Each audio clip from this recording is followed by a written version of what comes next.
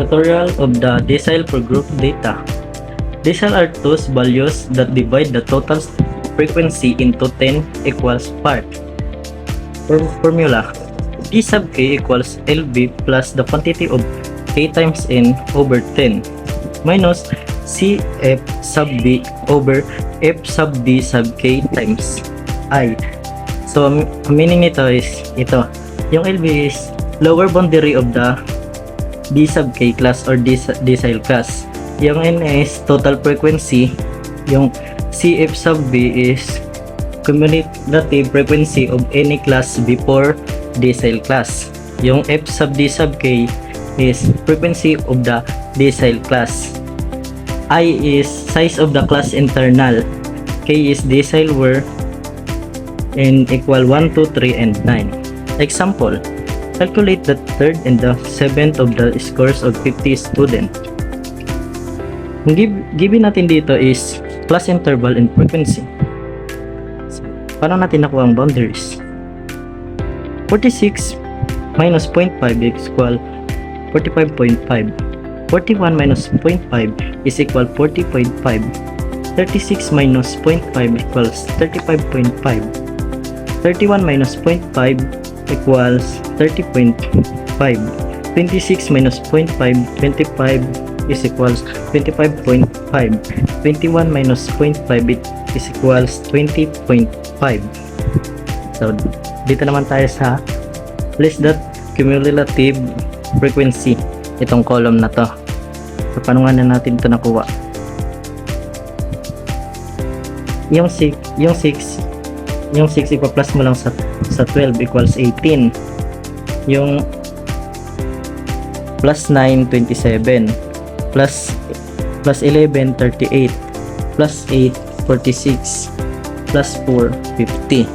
So, paano natin makukuha ang third decile and seventh deciles? Una sa lahat ay isusulat natin ang formula. Ito. Yung D sub k equals LB plus the quantity of k times n over 10 minus CF sub B over C sub D sub k times 1. Third decile class. Yung kukunin natin is yung k times n. So 3. So dahil 3 siya, third decile siya, kaya 3 dito.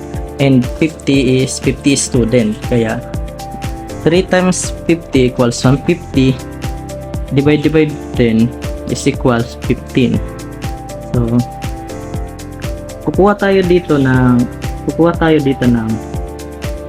number na 15 or di kaya mas mataas sa 15. So or mas malapit sa 15, so 18. So bali ito yung magiging ano natin, kukunin natin. So yung lower boundaries natin is 25.5.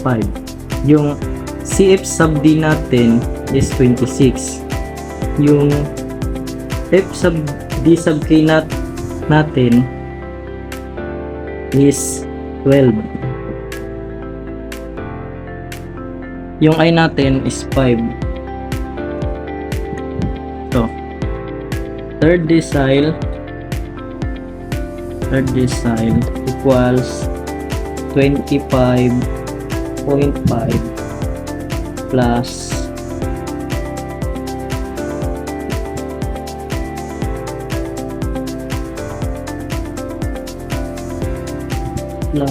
15. Ito na yun yung kn minus 6. So over 12 times 1. So kailangan natin ito i-compute.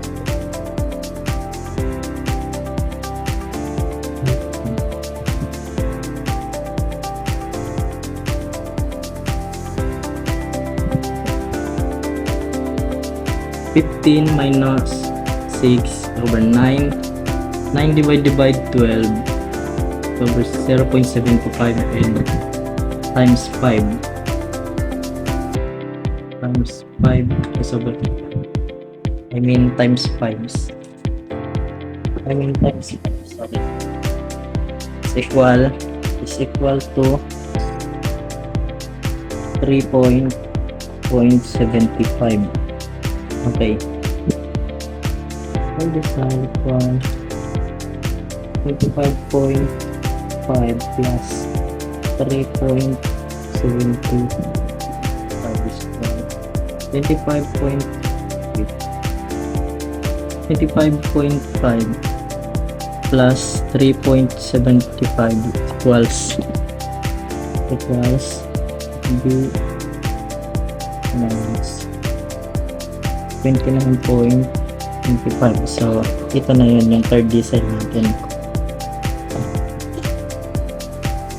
So dito naman tayo sa second, dito naman tayo sa 7th decile. Paano nga ba natin ito siya kukunin? Ganun pa rin. Kn over 10 equal 750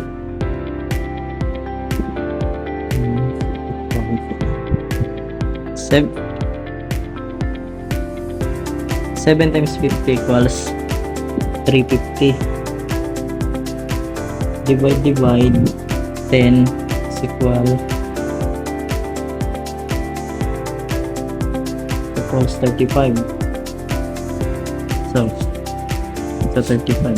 So maghanap tayo dito na malapit sa 35 or di kaya 35. So itong 38, itong kukunin natin para makuha natin ang lower boundary.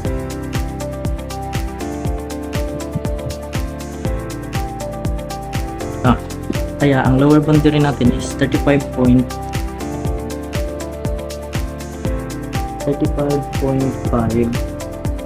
Tapos yung cumulative frequency of the class is 27 kasi before to siya. Tapos yung FBK natin is 11 and yung I pa rin natin is ganun pa rin, is 5. So isosolve na ulit natin sila. G7 is equal 35.5 plus 35. Ito yun, ito yung sa Kn natin kinuha, minus 27 over 11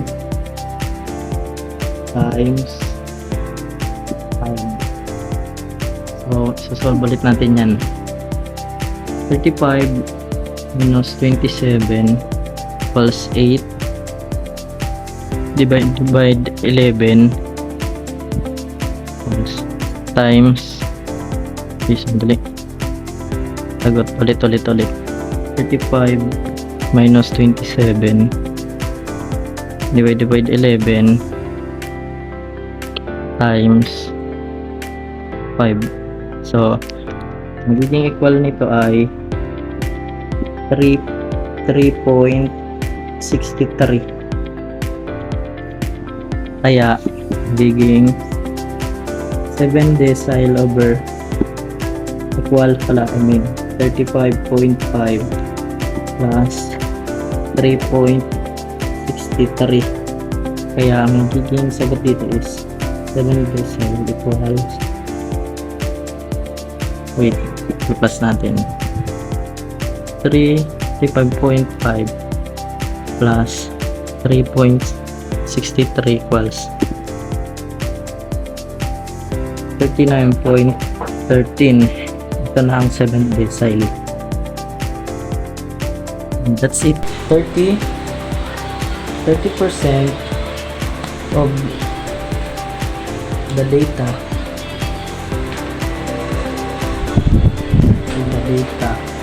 falls below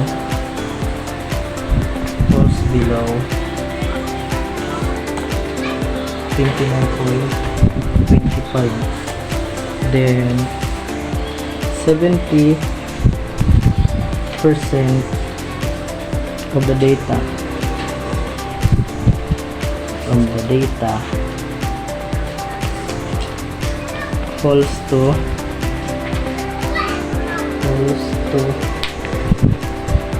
39.13.